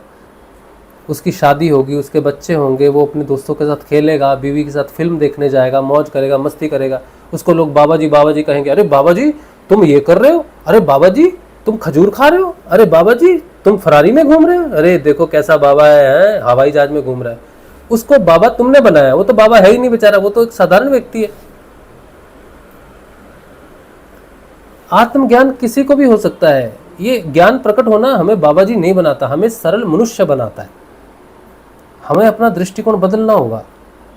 जो बाबा बन के बैठे हैं, जो कहलवा रहे हैं कि बाबा जी हैं, उनको मजा आ रहा है, आप उनको कहिए हम आपके भाई हैं, साधारण व्यक्ति हैं, हम बाबा जी नहीं हैं, ठीक है। आध्यात्मिक ज्ञान हमें बाबा नहीं बनाता। हम किसी को अगर प्यार से, अभी मेरे मुंह से निकल भी जाता है बेटा, निकल भी जाता है, वो भी हमें बाबा जी नहीं बनाता, वो भी हम प्रेम से बड़ा भाई होने के नाते बोल देते हैं किसी को। मेरा एक बेटा है 18 साल का हो रहा है, तो मेरे को वही भाव आ जाता है तो मैं बोल देता हूँ। जो साधना में नए होते हैं अभी, तो वो बच्चे ही होते हैं, अभी बालक ही तो है, तो हम थोड़ी आगे निकल गए, ध्यान तक निकल गए, तो जो नए साधक आते हैं उनको हम बेटा कह देते हैं, चाहे उसकी उम्र 80 साल की हो। अब हमें तो पता भी नहीं होता कि उसकी उम्र कितनी है, फिर भी हम बेटा कह देते हैं। तो मैं भाव से कहता हूँ, वो उससे कोई बाबा जी नहीं बन जाता, ठीक है। चलिए आप और बाकी मैं मजाक कर रहा था, दिल तोड़ दिया वाली बात है, लेकिन हम आपके प्रश्न का जवाब लेंगे कि क्या समाधि को ही आत्मज्ञान कहते हैं? आत्मज्ञान क्या है? जब आप इंद्रियातीत ध्यान में प्रवेश करते हो, जब आत्म जागृति हो जाती है, उसके बाद माया का ज्ञान होना शुरू हो जाता है कि माया क्या है, झूठ क्या है, सही क्या है, गलत क्या है, ये सारी चीज़ें, रिश्ते क्या हैं, संबंध क्या है, भाव क्या है, इन चीज़ों का ज्ञान होता है। जो कुछ भी माया में क्रिएशन है, तमोगुण, रजोगुण, सतोगुण, ये सब क्या है, इन सब का ज्ञान होना शुरू हो जाता है। आत्मा का अपना कोई भी ज्ञान नहीं है। ज्ञान सिर्फ वो है जो घटित हो गया है, सब कुछ जो परिवर्तित हो रहा है, सब कुछ जो प्रस्तुत है, जो माया है, तो माया का ज्ञान हो जाता है, उसे ही आत्मज्ञान कहते हैं। मूल रूप से आत्मा का कोई ज्ञान नहीं है। जिसका साक्षात्कार हो जाता है उसे ही आत्मज्ञान बोल दिया जाता है, इसलिए क्योंकि सब चीजें आत्मा से प्रकट हुई हैं, ठीक है। और एक होता है परम ज्ञान, जिसे बोलते हैं कि हाँ फाइनल, जिसे मतलब जैसे फाइनल पॉइंट पे पहुंच के फिर एकीकार हो जाता है, फिर अंतर नहीं रहता, वो अलग चीज़ है। वो निर्बीज समाधि में व्यक्ति चला जाता है, सब रूप से सबसे अलग हो जाता है। फिर 3-4 दिन की समाधि लगती है, जैसे इनको श्री रामकृष्ण परमहंस को लगी, हमारे गुरु जी को लगी, श्री गुरु नानक देव जी को लगी, बुद्ध को लगी, ये सारी समाधियाँ उनको लगी। वो जान लिया, उन्होंने पूरी प्रकृति का रहस्य जान लिया, वो फाइनल ज्ञान है, उसे बोल सकते हैं शायद कि पूर्ण ज्ञान हो गया, पूर्ण आत्मज्ञान हो गया। पर बुद्ध के विषय में बात ये आती है कि बुद्ध आत्म के विषय में कुछ बोला नहीं उन्होंने। तो मैं अपना, मेरा पर्सनल विचार है कि बुद्ध ने आत्म यात्रा नहीं की, उन्होंने यात्रा की बुद्ध तक की, बुद्धि तक की। शरीर, प्राण, मन और बुद्धि, इन चीज़ों का बार बार जन्म होता है, बार बार लूप लगती है इनकी। तो उन्होंने ये तो किया, लेकिन उन्होंने आत्मा पर कुछ नहीं बोला। तो उन्होंने जो ध्यान और समाधि तो वो बोलते नहीं है, उनमें समाधि नहीं की उन्होंने, समाधि की बात ही नहीं की उन्होंने समाधि की बात की है। तो बुद्ध की दशा थोड़ी अलग है, ठीक है। लेकिन रामकृष्ण परमहंस हैं, और भी ऐसे गुरु हैं जो जिनको समाधि लगी, जिन्होंने आत्मा के विषय में बोला, आत्मा और परमात्मा में पूर्ण रूप से रूपांतरण हो गया उनका, वो चीज़ अलग है।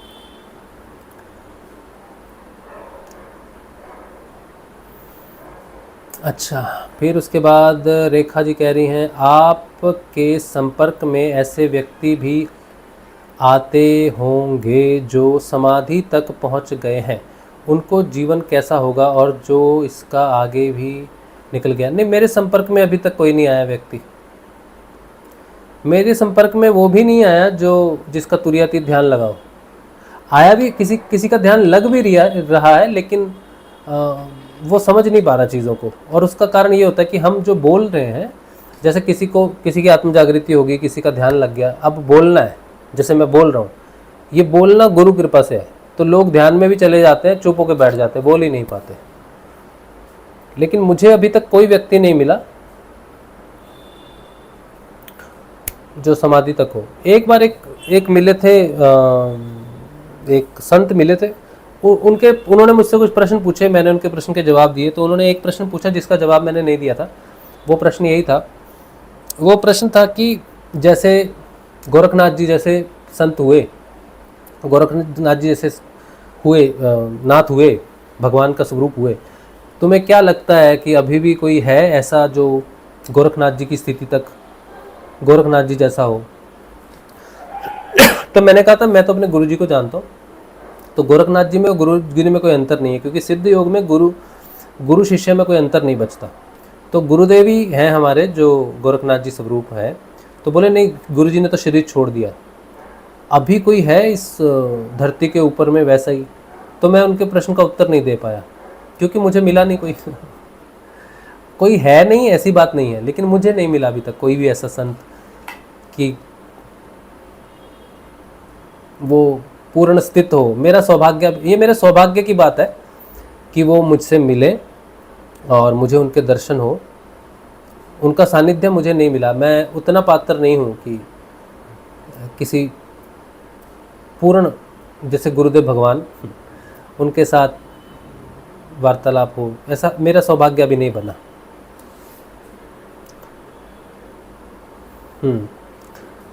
कदम विनोद कह रहे हैं, गुरुजी मुझे ग्रुप आना है, कृपया व्हाट्सएप नंबर बताइए। मैं आपको प्रणाम करता हूँ, मैं भी आपको प्रणाम करता हूँ। गुरुजी आप जो भी बताते हैं एक एक वाक्य सत्य है, ये गुरु कृपा ही है कि सत्य ही निकले मुंह से, अच्छी बात है। हाँ, आप जरूर ज्वाइन कीजिए कदम भाई। गुरुजी कण कण में ईश्वर की अनुभूति आए, इसको क्या ब्रह्म साक्षात्कार कहते हैं? नहीं, स्वयं में आनी चाहिए अनुभूति, स्वयं में पहला साक्षात्कार अनिवार्य है। और बाकी भाव होते हैं हमारे कि कण कण में भगवान है, लेकिन सत्य जो होता है वो प्रकट हो जाता है हर चीज़ में, प्रश्न नहीं बचता। जैसे अभी आप एक प्रश्न भी पूछ रहे हो ना, तो प्रश्न नहीं बचते हमारे कुछ भी, जब हमें स्वयं में दिख जाता है भगवान, उसके बाद कण कण में तो है ही, हमें पता ही है, हम सब में मानते हैं इसमें भी भगवान है, उसमें भी भगवान है, हिंसा मत करो, ये मत करो, वो मत करो। तो वो तो ठीक है, वो तो सात्विक सतोगुण का भाव है, लेकिन स्वयं में ईश्वर जिस दिन दिख जाता है उस दिन काम हो जाता है। आप ग्रुप ज्वाइन कर सकते हो, लेकिन आपको वो तो ये है कि आप गुरुजी का ध्यान करना पड़ेगा आपको। अगर आप कोई और भी ध्यान करते हो तब भी ग्रुप में आ सकते हो, लेकिन अगर मैं यही कहता हूँ कि ग्रुप में आने वाला व्यक्ति पहले गुरुजी की थोड़ी जानकारी ले ले। अगर साधना करना चाहता है तो मंत्र देख ले, मंत्र जपे, एक मंत्र सुन ले एक बार, गुरुजी को देख ले एक बार, तब हम उसे ग्रुप में ऐड कर देंगे। ठीक है, चलिए। और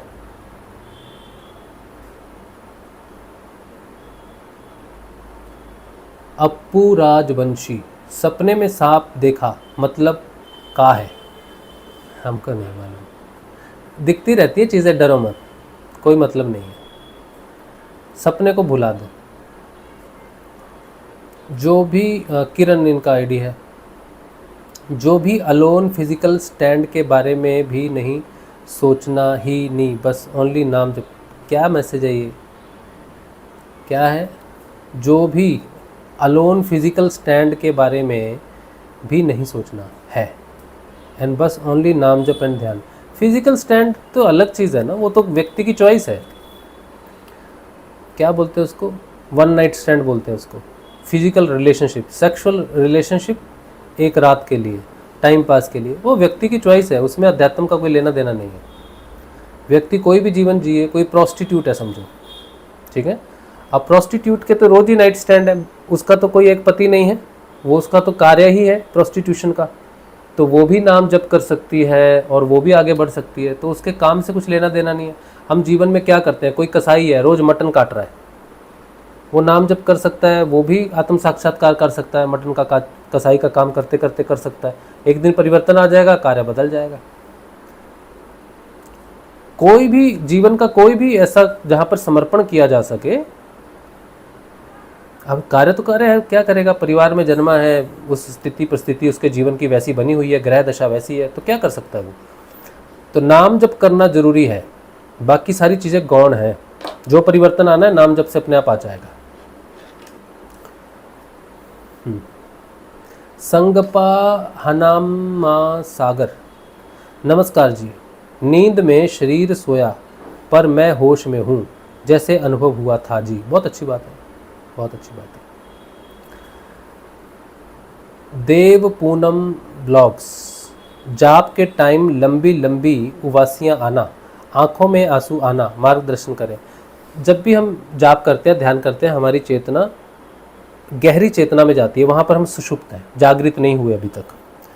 तो जब नाम जपने से हमारी वो चेतना जागृत होनी शुरू होती है जहाँ पर अभी हम सुषुप्त हैं, तो वहाँ पर ऑक्सीजन की ज़रूरत है। तो ब्रेन की जो नाड़ियाँ हैं उनको खुलने के लिए ज़्यादा ऑक्सीजन की ज़रूरत होती है, तो उवासी आती है, प्राण ज़्यादा चाहिए, जोर ज़्यादा चाहिए, ताकि तुम वहाँ चेतन हो सको। तो उवासी आना, आंखों से आंसू आना, ये एक प्राणायाम है और ये बहुत अच्छी बात है। सत्संग सुनने से कईयों को उबासी आती है, कई सो जाते हैं, किताब पढ़ने से सो जाते हैं, वो सारी की सारी बुद्धि को खोलती हैं, चेतना का विस्तार करती हैं वो चीज़ें। तो अच्छी बात है, बहुत अच्छी बात है, करते रहो, नाम जप करो। चलो ठीक है, फिर आज का सत्संग भगवान श्री गुरुदेव के श्री चरणों में रखते हैं। उम्मीद है कि आज के सत्संग से आपके जीवन में आध्यात्मिक प्रकाश हो, आध्यात्मिक मार्ग आपको मिले। आज का सत्संग भगवान श्री गुरुदेव के श्री चरणों में। कल मिलेंगे, कल के ध्यान में, कल के सत्संग में। जय श्री गुरुदेव, जय श्री दादा गुरुदेव जी।